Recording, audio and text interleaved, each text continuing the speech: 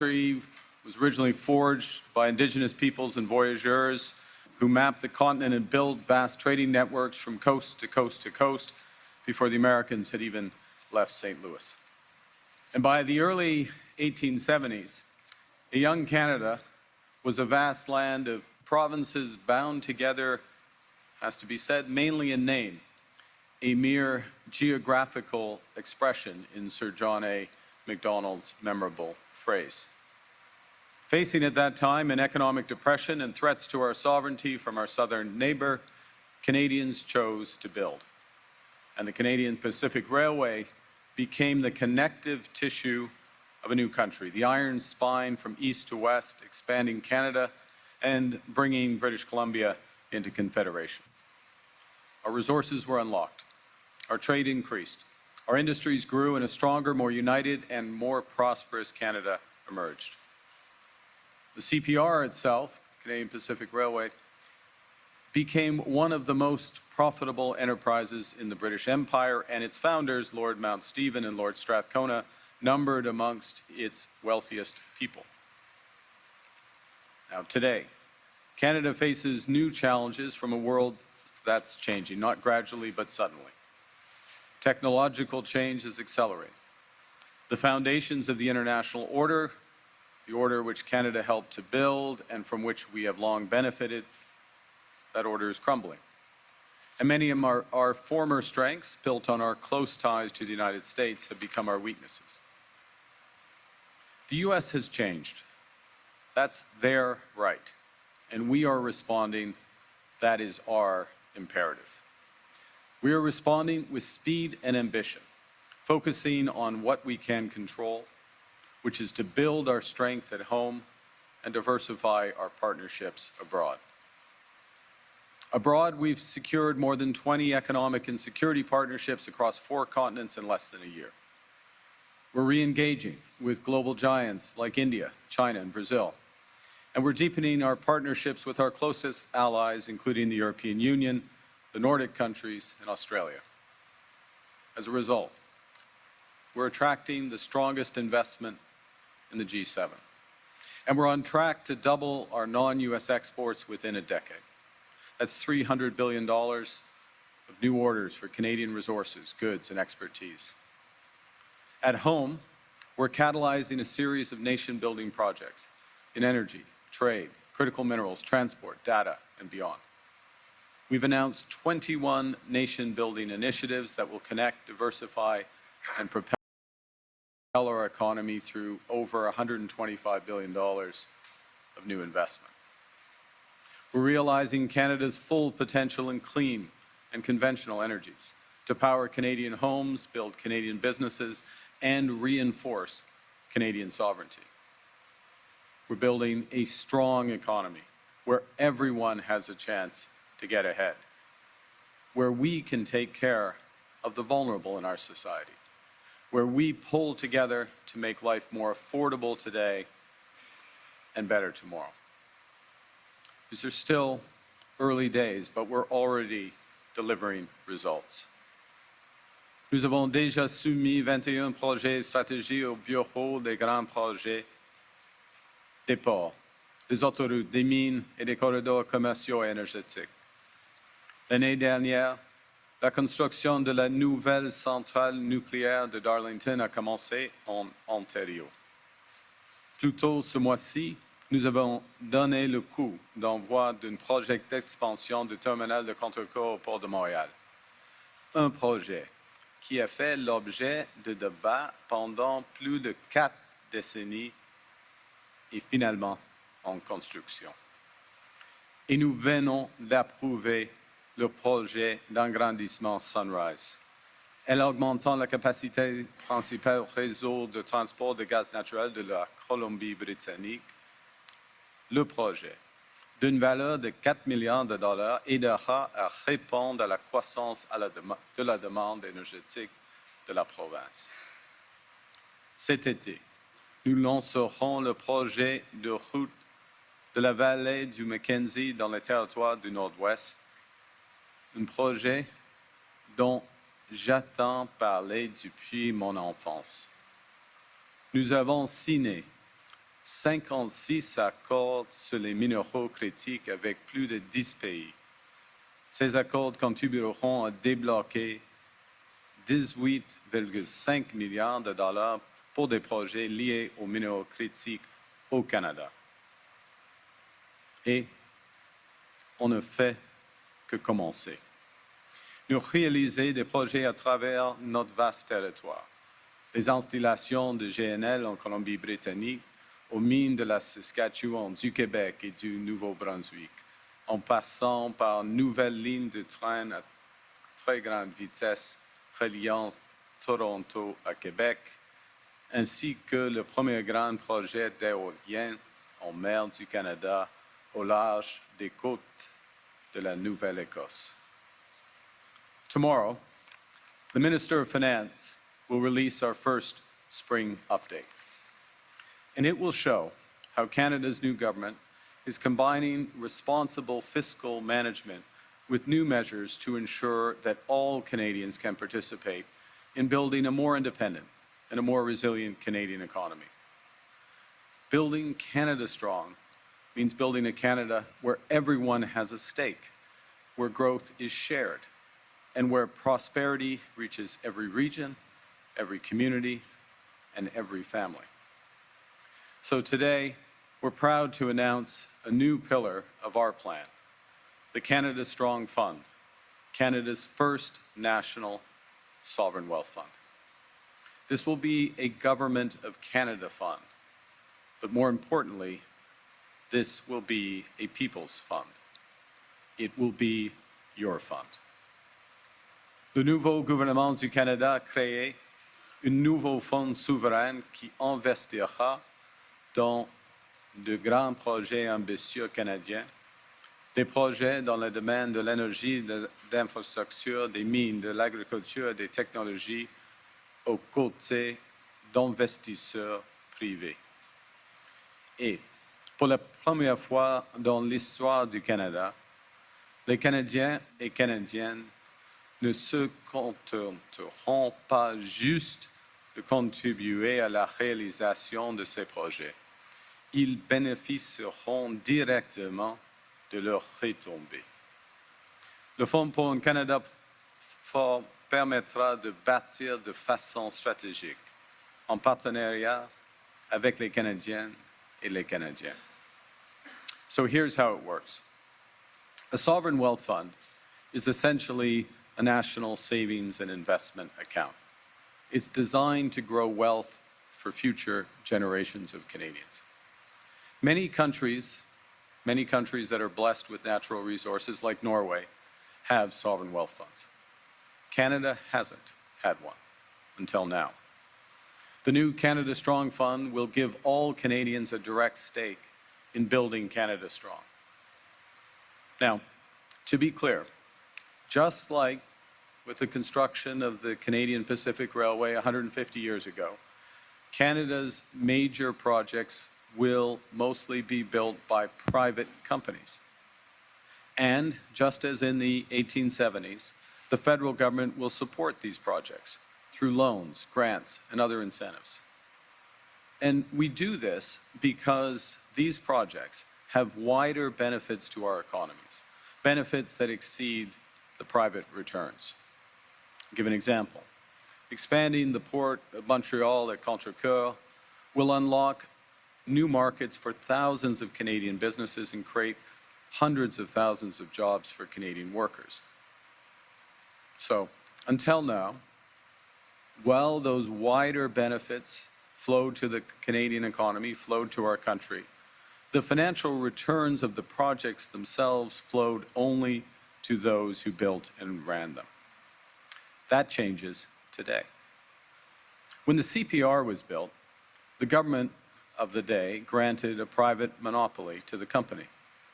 Today, to create wealth for Canadians today and our kids tomorrow, the Canada Strong Fund will invest alongside the private sector in nation-building projects on a fully commercial basis. We will begin with an initial endowment of $25 billion. Over time, the fund will grow through asset recycling and reinvestment, creating even greater opportunities for future generations. We will also do something else that's new and important. For those Canadians who want to participate in an even more direct way, we will make it easy for individual Canadians to invest in the fund and therefore own a small piece of nation-building projects and share in their returns. The fund will be professionally managed and operate as an arm's-length independent Crown corporation. And we'll consult over the coming months on the specific aspects of the fund. But one thing is sure, it will be accessible to everyone, not just a few. Because the Canada Strong Fund is about solidarity amongst Canadians, no matter where they live. So whether a project is in Alberta, Quebec, or in the far north, high north, all Canadians will have a stake. Because this is about ensuring that you and your children and your children's children benefit from the prosperity that we are creating today. You know, in many ways, we're walking today the same path as our predecessors did. We have the same conviction that ambition and drive can change the course of a nation. We have the same catalytic role for government to make nation-building projects happen. We have the same reliance on private enterprise to build and run these businesses. But at the same time, we've also learned from our past. The Canadian Pacific Railway transformed Canada, but it did so in a way that also left deep scars. Indigenous peoples were displaced from their lands. Thousands of workers toiled in appalling conditions. And the wealth that was created accrued to the few, not the many. Three things are different this time. This time we are building with Indigenous peoples as full partners, ensuring meaningful Indigenous ownership and major economic benefits. This time, we are building in solidarity with Canadian workers, creating hundreds of thousands of high-paying union jobs. And this time, for the first time in our history, every Canadian will hold a direct stake in what's built. Because we know that nation building is not just about what we build, it's also about how we build. We are building together with all Canadians and for all Canadians. Nous bâtissons une économie plus forte, plus autonome et plus résiliente pour tous. Un avenir qui n'est pas seulement solide, mais aussi prometteur. Un Canada qui n'est pas seulement prospère, mais juste. Un Canada qui n'est pas réservé à quelques-uns, mais qui est pour tous en tout temps. Jean Lesage, le père du Québec moderne, a dit « Notre situation historique et géographique nous a forcés de devenir ce que nous sommes. Nous voulons désormais être ce que nous pouvons devenir. » C'est cette même philosophie qui nous inspire aujourd'hui pour créer le Fonds Canada Fort.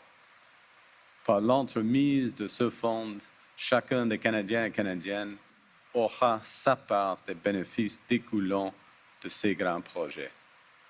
Ce sont nos ressources naturelles, notre main-d'œuvre et notre richesse.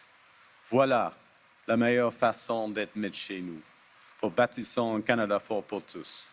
Un Canada où tout le monde y trouve son compte, où tout le monde peut participer. It's our country. It's your future. We're building by Canadians, for all Canadians. We are building Canada Strong for all. Thank you very much. Merci beaucoup, and I look forward to your questions.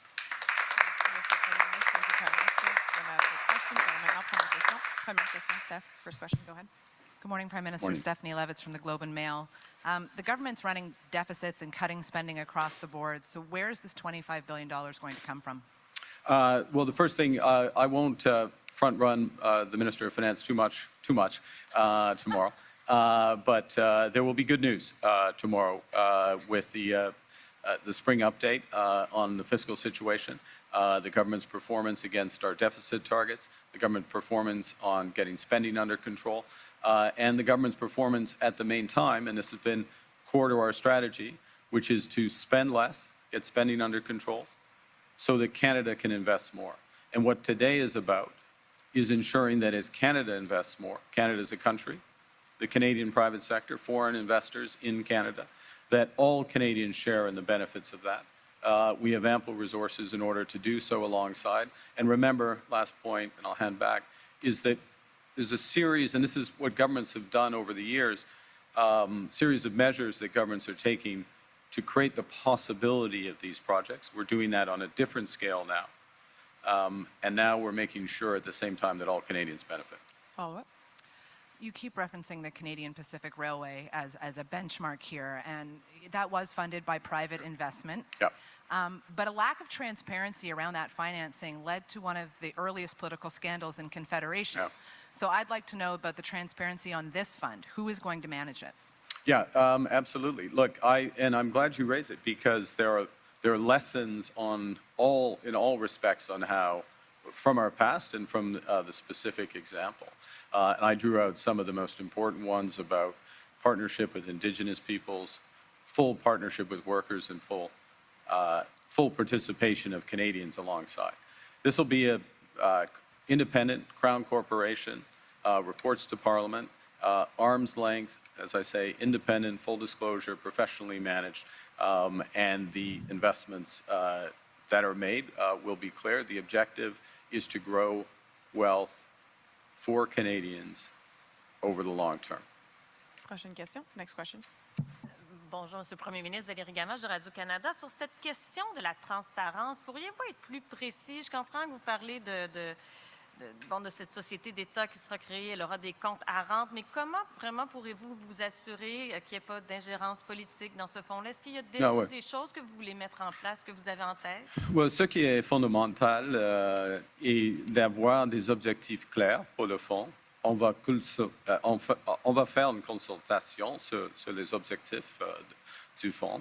Premièrement, il faut avoir des objectifs clairs. Deuxièmement, il faut avoir une gouvernance indépendante. C'est un conseil d'administration indépendant. Et il faut avoir la transparence avec tous les investissements de fonds doivent être dévoilés en temps réel et dans une manière annuelle, tous les investissements et tous les rendements. Et surtout parce qu'on va donner la chance pour tous les Canadiens, des Canadiens, d'investir dans le fonds. Alors, il y aura une large transparence de le fonds. On a beaucoup de temps de préciser tous les détails de ce fonds-ci et on va le faire. Question suivie. Et je comprends qu'à terme, tous les Canadiens vont profiter des retombées de ces grands projets d'intérêt national. Je comprends que ça, c'est votre objectif à moyen terme. À court terme, on est dans une crise quand même de l'abordabilité. En quoi offrir aux Canadiens une possibilité d'investir dans un fonds? C'est vraiment réaliste et ça vient vraiment les aider dans leur quotidien. Merci encore pour votre question. Et on va voir dans la mise en jour demain tous les efforts que le gouvernement fait afin de régler cette crise d'abordabilité. Et l'emphase que le gouvernement fait de donner un coup de pouce maintenant pour des Canadiens, des Canadiennes, des familles canadiennes, afin de créer, pendant le temps que nous créerons, un Canada plus fort, plus prospère, plus équitable. Alors, il faut faire plusieurs choses en même temps comme un gouvernement et on va le faire. On va le faire. Et avec ce fonds-ci, les retombées, OK, je recommence un aspect de ma réponse, si vous me permettez. Dans des grands projets, par exemple, Contrecoeur à Montréal, il y a des retombées, des grandes retombées économiques pour le Québec, pour tout le Canada, à cause d'une augmentation de 60% de la capacité d'exportation du Canada. C'est évident. Mais, de plus, on va avoir une occasion, pas dans cet exemple, mais il y a d'autres exemples à l'avenir, on va avoir une occasion d'investir directement, côte à côte, avec le secteur privé, les mêmes rendements du secteur privé, les retombées financières pour tous les Canadiens et Canadiens. Alors, ça, c'est la différence. Next question. Prochaine question. Tonda. Good morning, Tonda McCharles, Toronto Star. Just following up on that line of questioning, in terms of the individuals that you want to be able to enable investment in this fund, could you elaborate on what you envisage that as? Because not everyone, obviously, has the means to invest, and so does this stand to benefit richer people than others? Well, I think thank you, Ms. McCharles, for the question. There's several aspects here. One is the design of the fund. All Canadians will benefit because it's a sovereign fund of Canada. It's the People's Fund. We all benefit. And the question, what we're proposing to do on top of that, is to provide all Canadians the opportunity, if they have a little bit of money, we're not talking big money, but a little bit of money to invest alongside, to put into the fund alongside. And that increases the participation. I will tell you that one of the things that is striking going across the country over the past year is Canadians want to get involved. They want to get involved in building the country. In some cases, they can be directly involved in their business or their day-to-day lives. In other cases, it's in consumer choices or where they travel, where they vacation, what they choose to eat or drink. That's a way to get involved. But if there's a way to align with what is a very exciting time for the country, where we're really building, we'll make that available to people. It is not something for, I'm going to use the term from your question, rich people. It's something for Canadians, for all Canadians, everyday Canadians, and on that scale to provide it. And we'll provide it in a way, again, we'll consult and we'll go through the details, so I don't want to overly finalize it, but we intend to provide it in a way where the investment itself, the actual amount of money, is protected. It's something consistent to buying a government bond, but has the upside, the additional return when these projects realize their potential. Follow up. And you said the goal of it is to grow wealth. And so I'm wondering to what extent, though, you have already coordinated or consulted with the provinces that really have control over. There is a lot of the oil and gas, for example, generating sectors, and Alberta, Saskatchewan, and Newfoundland. How can you persuade them it's not ultimately a resource wealth grab? Well, it's not. There's a series, sometimes, if I may, the discussion of how we're building the country, how Canadians are building the country, gets reduced to one sector or one type of infrastructure in one sector. There is a very broad range of things that Canadians are doing to grow Canada strong. That involves entirely new ports in the Arctic. It involves a host of critical minerals. It involves data infrastructure and other infrastructure that will be necessary. It involves a series of investments above and beyond the high-speed rail and others. Where there is at the heart of all of these projects, including in resources, provincial jurisdiction, including resources, where the federal government is catalyzing, helping to make the project happen through a tax incentive, through some other support, regulatory or other support, and at the core, there is a commercial business, a commercial project that is making a profit. It is fair, right, just, smart for Canadians to have a share directly of those profits. And that's what the fund is going to make possible. And this is a great thing for Canadians today and very much tomorrow, because it's going to spread the benefit over time. Next question. Prochaine question. Hi, Prime Minister. Jillian Piper with Global News. Is asking Canadians to invest in these projects an admission that we don't have a good enough business climate for the private sector to step up and finance major projects? Absolutely not. It's the exact opposite. We have a great climate. We have a great business climate, and it's getting better every day, and this government's committed to make sure that it continues to improve for business investment. You only have to look, and again, I won't front run my finance minister, but I would suggest a careful study during that 5-hour lockup tomorrow, if you're going to attend, of the update. Will detail just the scale to which foreign direct investment has increased in Canada, how it's outpacing all other major economies right now. We intend to that continue. And so the question is, the capital is there, the interest is there. Yes, certain things have to be done for each project to get them moved forward. And the question we asked ourselves, as the government of Canada, is as all that capital comes in from abroad or is invested from domestically, why shouldn't Canadians invest alongside, not with preferential treatment, not with different things, but alongside the private sector and get the same reserves so that Canadians themselves, but our kids and our grandkids benefit from this transformation of the economy. That's what we're doing. So capital, foreign investment, we can always get better. This is not the issue we have. Making sure that this transformation benefits as many Canadians, all Canadians, that's what we're focused on, and that's what this is going to help to do. Follow-up. Thank you. And will this fund only be able to invest in projects that your government has deemed are in the national interest? We'll consult. I don't think that it will be that restricted, but it'll be a focus on investing in Canada. Next question. Investing in Canada, so it doesn't have to be, your question, I'm going to interpret it even more specifically, which is under the Build Canada Act. There are certain requirements for projects of national interest, a designation and others, so it wouldn't be restricted to that in my judgment. We'll consult on the specifics of that. So it's a broader range than would be just specifically C5 to be specific national interest projects. Next question. Kate.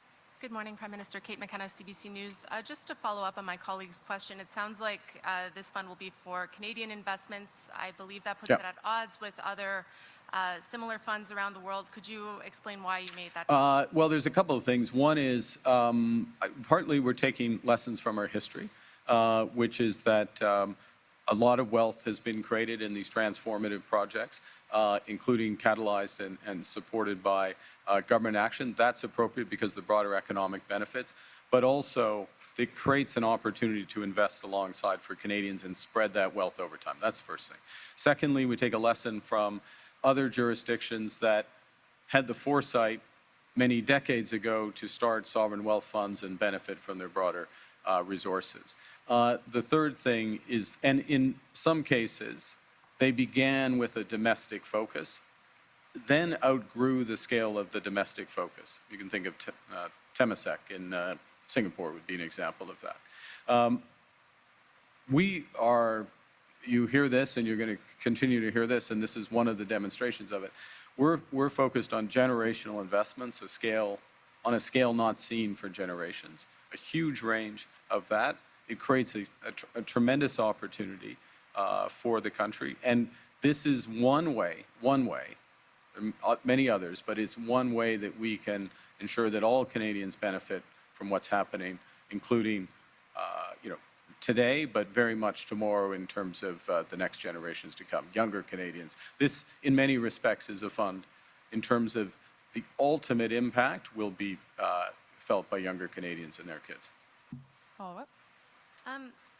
Could you elaborate a little bit about why the deficit is set to be less than was projected? Because we're good fiscal managers. Thanks. We're focused on, and that's not like the Minister of Finance, myself, the government, the cabinet, we focus on the numbers. We were determined to get spending down with a lot of very difficult, my colleagues have participated in some of these decisions, difficult decisions. You can't do everything at the same time. The Minister of National Defense is here, and we have a need to build up and to secure Canada, so we're making decisions in order to create room for that. We're making decisions, the question earlier about affordability, you will see that the decisions we make, a very large number of them, proportion of them, are to address the affordability challenges that Canadians are facing today. In order for the numbers to be better, you have to be on top of them, and we're on top of them. Next question. Prochaine question. Sarah Ritchie with the Canadian Press. Can you help us understand how this is going to be in its goals different from the Canada Infrastructure Bank Yeah. that was launched under the previous government, and why you need an entirely new agency to do what you're doing? Yeah, well, thank you for the question because it's a crucial one. So the Canadian Infrastructure Bank, I mean, I'll start, there's multiple levels of this, but the Canadian Infrastructure Bank provides debt. It lends, and in lending, it helps make projects possible. And it does, and this is an effective institution. It's got real traction, and we'll see the Canada Infrastructure Bank increasingly involved in a series of financings. I'm leaning a bit on Contrecoeur, but I'll use another, they lent $1 billion something into Contrecoeur. There's lots of other examples of that. So, but that's debt. And when you invest, when you lend money, you hope to get it paid back, and then you move on. That's what the Canada Infrastructure Bank does. You don't get the returns that the underlying business or project gets, the equity returns, the returns to the owner, which are substantially, if it's well run, substantially higher than the returns for debt. That's what this does. This comes in on a commercial basis. It gets those returns alongside the private sector, and it will spread the benefits of those returns over a much longer horizon. It's good to have the Canada Infrastructure Bank. It's good to have Export Development Canada, which helps with export finance. BDC, which helps for small, medium-sized enterprises. But all of those entities are helping underlying businesses at the core to move forward. And what we're doing is getting returns because we're helping them, getting returns alongside them. Follow-up. Between this initiative you're announcing today, the Infrastructure Bank, the Major Projects Office, is your government getting too involved in picking winners and losers in the economy? No, is the short answer, because what you're still driving on all of these cases is private proponents who are making the decisions whether or not to move forward. And the scale of investment, even if it's a small amount, there's the discipline of the private sector, but the scale of investment is tens, hundreds of billions of dollars that is only going to happen if the project, the underlying project itself makes sense. And it's when it gets to that point that the people of Canada deserve a share alongside. Next question. We're just about at time, so this will be the last question. Sorry. Follow-up. Hi, Prime Minister Graham Richardson, CTV. This all feels very macro, and I appreciate that it's important, it's impactful, and Yeah. but you go out on Saint Laurent Boulevard right now and you ask people, hey, sovereign wealth fund's been created. They don't understand that, but they do understand where the grocery prices. Well, I mean, I'm looking forward to CTV Yes. explaining it to them. But Brett, to my point, it feels up here, and for people, groceries, gas, Yeah. all those real life things, and recent polls have shown that while Canadians appreciate where the country's standing is macro now, and give you credit for it, or your government credit for it, they say it's been failing on affordability issues in the first year. So is there a connection here from this to those affordability issues? Can you make that argument? Well, I think, so a couple of things, Graham, and thanks for the question. The one is, government has to do, good government has to do several things at one time. You need to defend the country. You need to make communities safe. We've got the toughest crime legislation just now finally making it through the House, the reinforcements of the RCMP and the border guards alongside that. You need to build for the future, what we're doing with Canada Strong, that core element. And you need to help people where they are today. Your question goes to the heart of that, which is the very real challenges on affordability.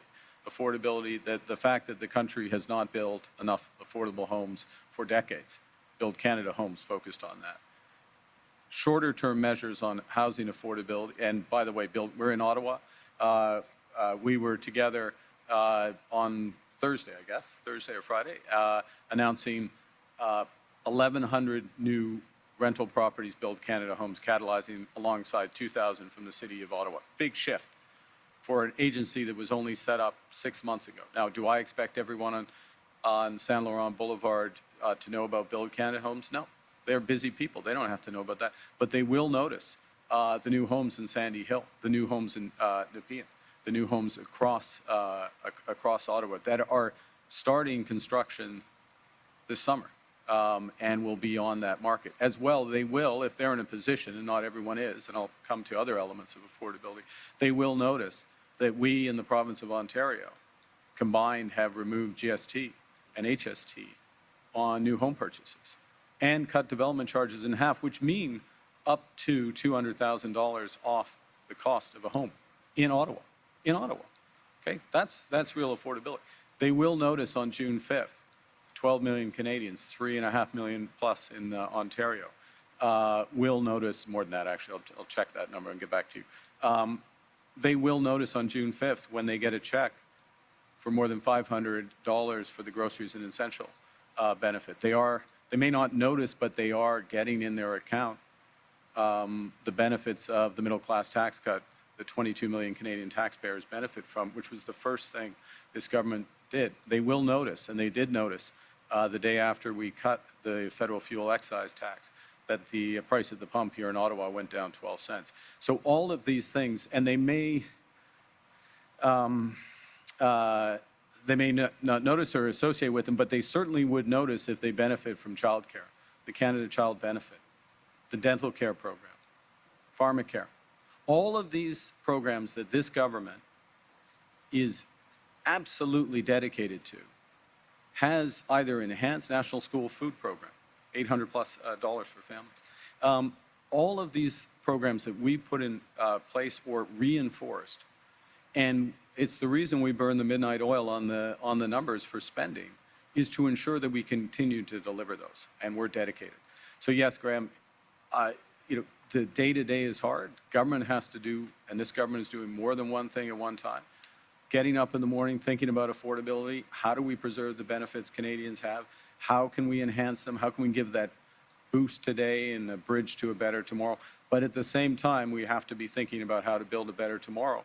And in building a better tomorrow, building Canada strong, how do we ensure that all Canadians benefit? Today's announcement, Canada Strong Fund, is part of ensuring that all Canadians, it's another mechanism by which all Canadians, not just some, because, lesson of the CPR, you go across this country, there's a lot of things named after Strathcona, right? Edmonton, Old Strathcona District, all that stuff. These CP hotels, some were CP, these palaces they built, it was pretty nice. I'm not sure there was the benefits of the profits of the CPR were broadly shared amongst Canadians. We're going to change that with nation-building projects now. Last follow-up. Follow-up. You said you're good fiscal managers, but inflation and energy prices have helped the books too, have they not? Well, inflation, I'd remind that inflation in this country is, for the entire life of this government, has been in the Bank of Canada's target range. Okay, so there's not been a shift in overall inflation. I understand grocery prices, fuel prices. That's why we've taken targeted action. I'm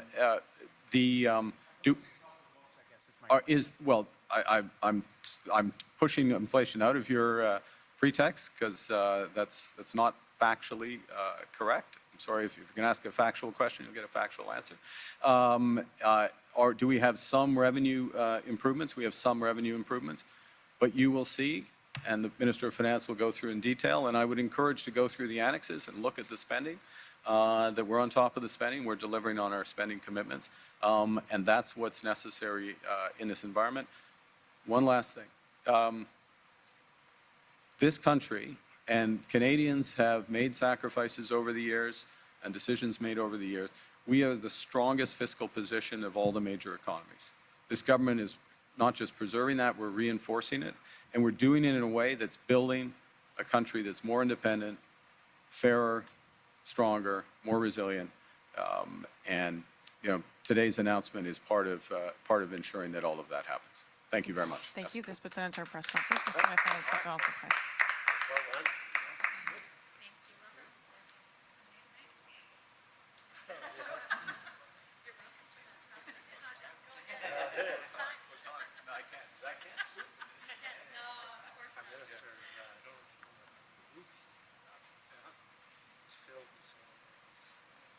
Yes, actually, I need to remind him. Yeah.